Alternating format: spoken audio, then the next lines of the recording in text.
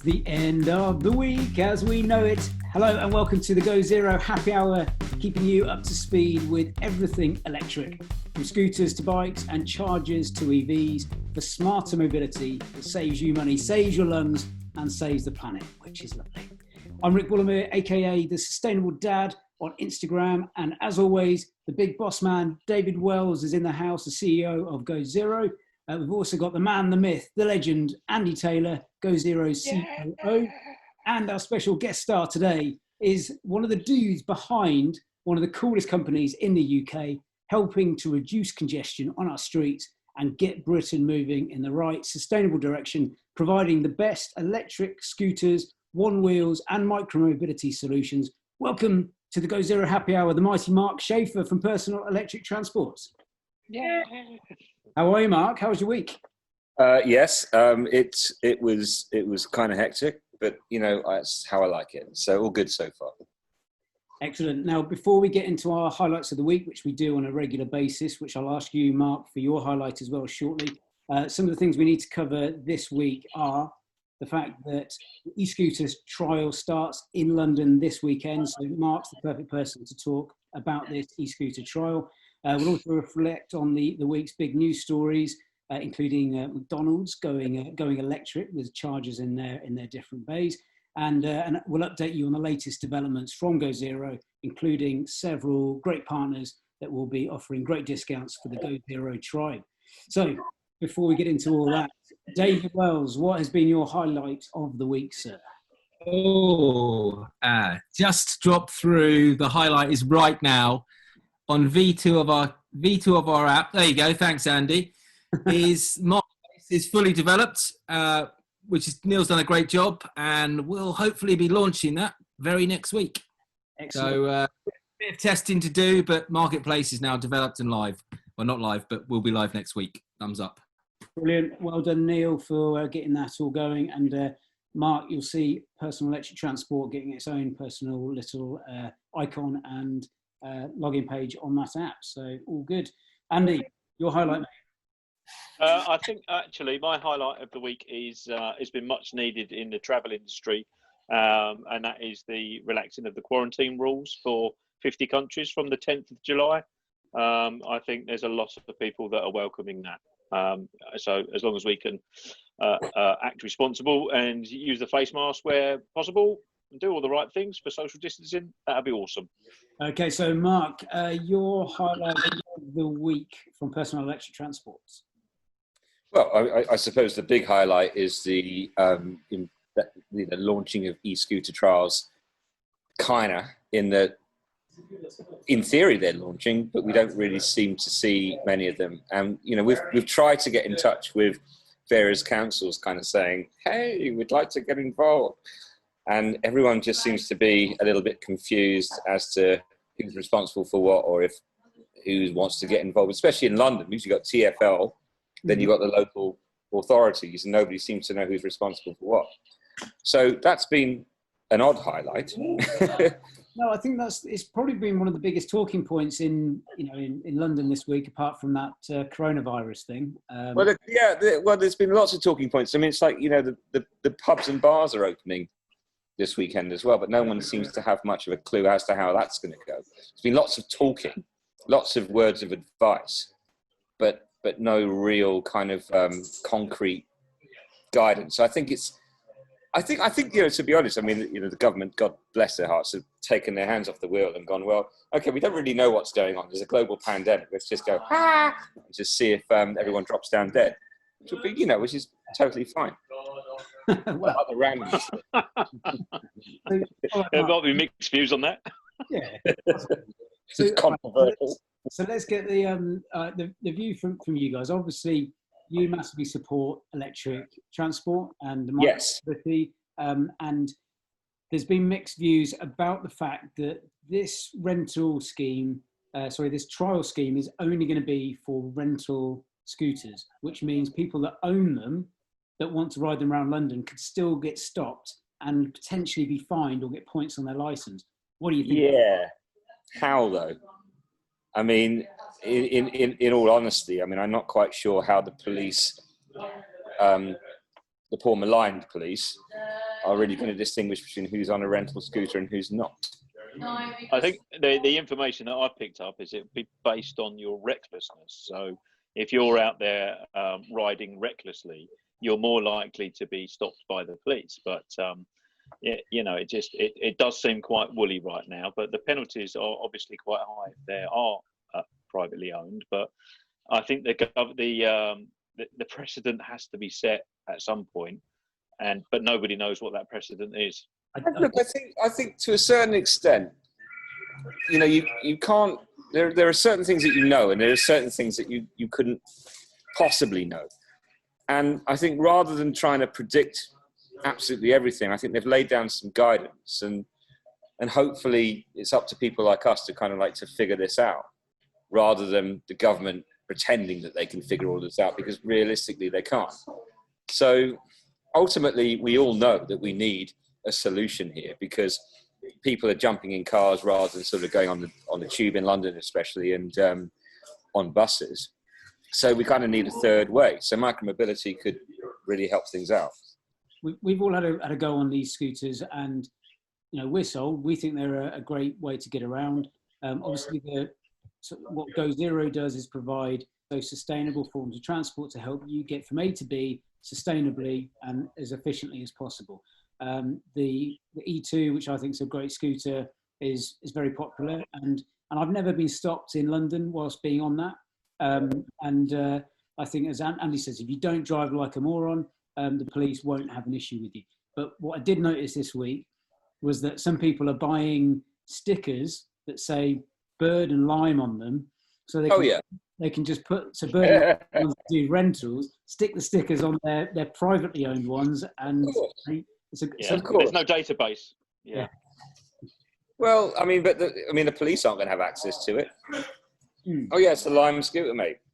If you think about the numbers of people that are going to have them in the next few months alone, scooting around London, they're not going to be able to pull out. The government's going to have to fast track some laws around this and legalise them fully, properly, because people are going to use them. And here's the thing: it's like all they had to do was to say, look, the physics are clear. It's the same weight and same speed as a bicycle. And just like we have absolutely no interest in kind of preventing people from riding bicycles to work, then we should have absolutely no interest in preventing people to ride electric scooters. Yeah. It's an obvious solution. I think ultimately, that's that's probably the way it's going to do that. Sorry, Rick, are you making your funny head thing? No. I'm going to be looking at you. I saw Roberto in the background. So you're actually in your HQ at the moment, Mark. Personal electric transport. Yeah, Rob is making a lot of noise, even though we're obviously kind of like rolling B2. He's now looking. I haven't seen Rob for ages. How is it? I know he's right there. There's Rob. Say hi. Hello. Hello, mate. How are you? What are All you? good. Nice to see you all. Good to see you. Can we see the new pet logo, please? I like it. it looks fantastic. Excellent. Okay. Yeah, sorry about the noise, guys. That's all right. It's a business as usual in the pet store. So you guys are based up in Leighton. Anyone watching this that wants to go and get their scooters fixed, you guys also do. Come and join the mayhem. Yeah. And you've got all sorts of scooters. Tell us a little bit about the range and a sort of a snapshot of which ones are good for which type of person. The snapshot is everything up from 400 up to £25,000, depending on how rich your blood is. And so you're talking 25,000. Yeah, like everything, there are people going absolutely crazy with scooters, and after all, it's just an electric motorcycle that you stand on. Yeah. Just like you can buy a very expensive sports bike, you can buy a very expensive sports scooter that will go 100 miles an hour, if that's your intention. Now, the government would have something to say about that. He crashes them into walls. That was definitely a faulty one. Into a wall, can't you? I mean, motorbikes are dangerous things, and so can scooters be. Ultimately, what we're interested in London is sort of like stuff below 500 watts of power, weighing under apparently 55 kg, going at a pedestrian 15 miles an hour rather than 100. And that's fine, because, that's pretty much as fast as you want to go around town. So it's pretty much as fast as we all go around town. Okay, so the question then for Andy and David. You've been on scooters. You also like cycling as well. Do you think there's going to be a bit of friction between cyclists and scooters? I think there could be, but I think ultimately, a scooter and a bicycle are going to go on one side of the road in the same direction. Obviously in the congested areas in London, that might be a bit more of a challenge, because obviously scooters are very agile as well. So you can change direction, you can move around quite quickly and easily. So that could potentially be a hazard because they'll pop up out of nowhere. And obviously, at the moment it's a shared space, which is the road. They're not supposed to go on the pavement, but if they are on the road, there's still quite a lot of space they're going to be jumping into. From a car point of view, if you haven't got that visibility, the risk is high as well. But I think it's just a new way of moving around, and I think it's actually really good that the government are doing what they're doing, regardless of the fact that it's a bit fluffy, a bit woolly. We don't understand it. I think the fact that they're doing it means that the trapdoor's open, and everybody's going to come out, and the chances are now you're going to not come back from that. So it's got to be a good thing. Give people choice. So yes. Do you know what? Oh, totally. What was the question? Totally second that. My view is quite simple again. Most people in this world have got common sense. They'll bike together. They'll weave in and out. There's only a small minority of people that will get upset about it, and that's how it'll be. But the bulk of the people, common sense applies, and I think it'll be great. I'm looking forward to riding a great e-bike. I've loved scooting around. I haven't scooted around London yet. I'd love to. It'd be awesome. Right. All the iconic. Love it. I mean, one interesting analogy is we're all old enough to remember what it was like when mobile phones came out. And you think, who was using mobile phones when they came out? And you remember Dom Jolly. You remember hello. You remember that. And it's like, ultimately, when mobile phones came out, it was a bit antisocial for a while because the people, to a certain extent, mobile phones were very accessible to people. And obviously, kids jumped on it. Yeah, there you go. Fantastic. So I think like scooters is the same thing. You've got early adopters and ultimately for a while, the balance between people using them antisocially and people just getting around on them is going to be a little bit kind of off key. But it's only a matter of time before it's very, very much normalized. It's just and scooters and all forms of micromobility, it's obviously going to be the way we're going to get around cities.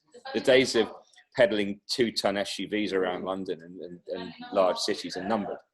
Yeah. Anyone can see that. Back in the days when you had your Nokia 2110, that's what I used to have as my first company phone when I worked for a big blue chip.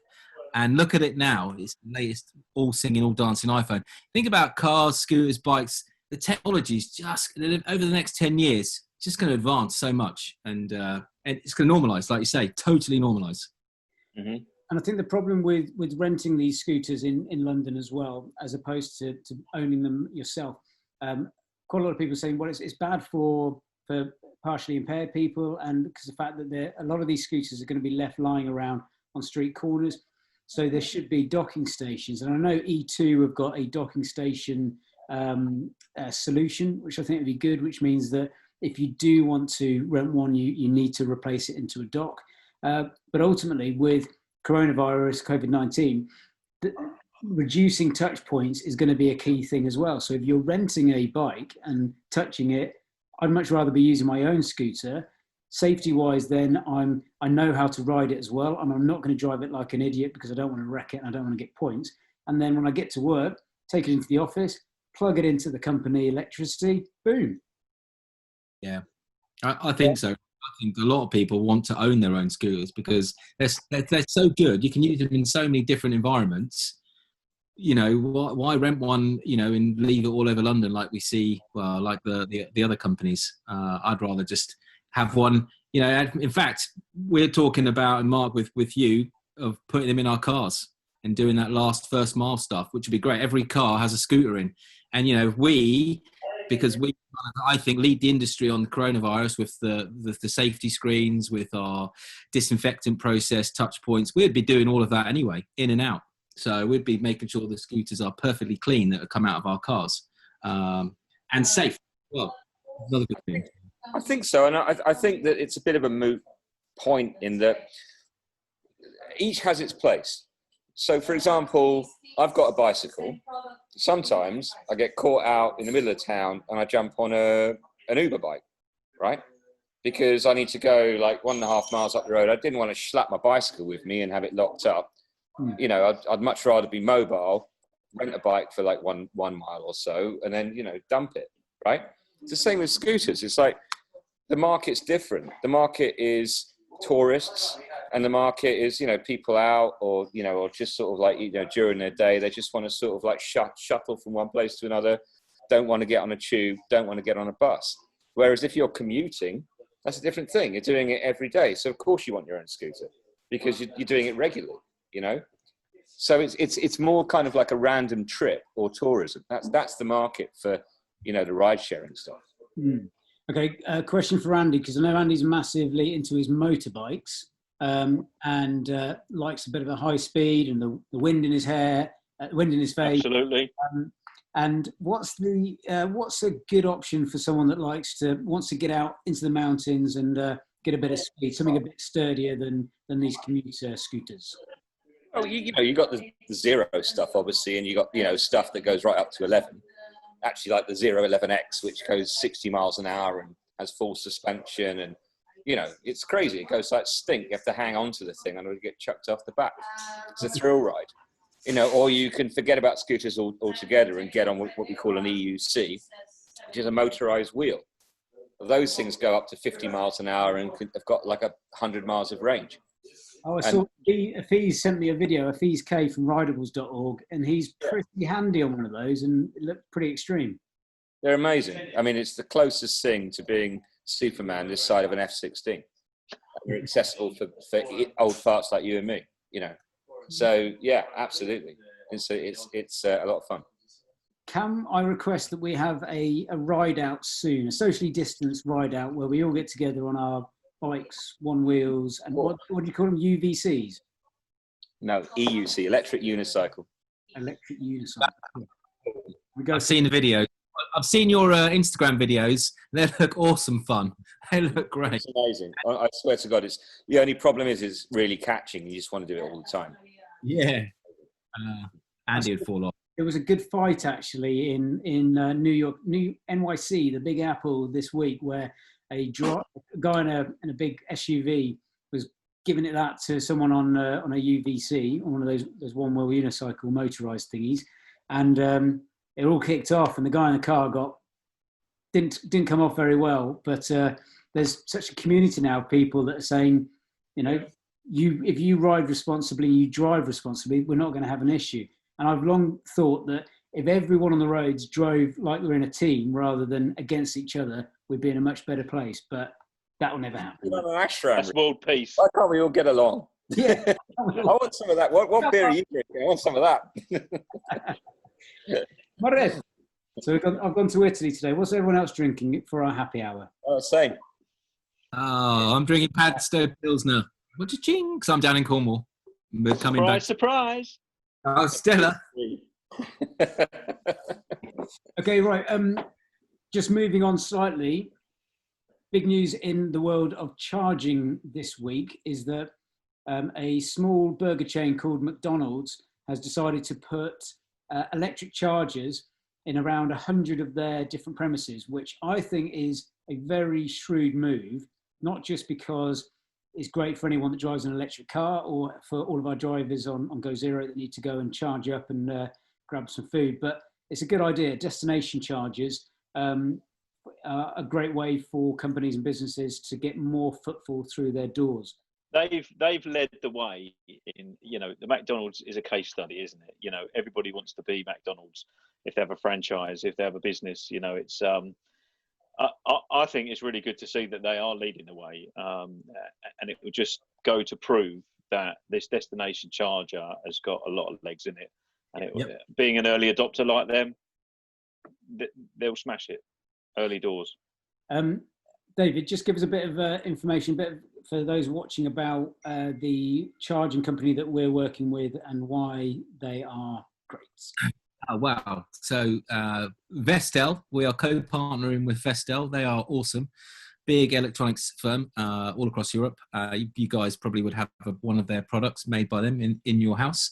And they have brought some excellent EV charging products to the market. So home charger, commercial charger, rapid charger. So just as Andy was talking about earlier, with Go Zero and our branded chargers coming, I think need to shake the market up a bit, because I still think charging electricity from these stations is so expensive. We need to make it more affordable. 35p per kilowatt is too expensive when you're out there, when you're getting charged 10p or 12p at home and 5p at night. So we're going to change that in the next few years, and we're going to make it cheaper for people. Partnering with Vestel and bringing our tech. Yeah, I think we've got some good opportunities as well. And Rick, obviously, you've been speaking to co-charger.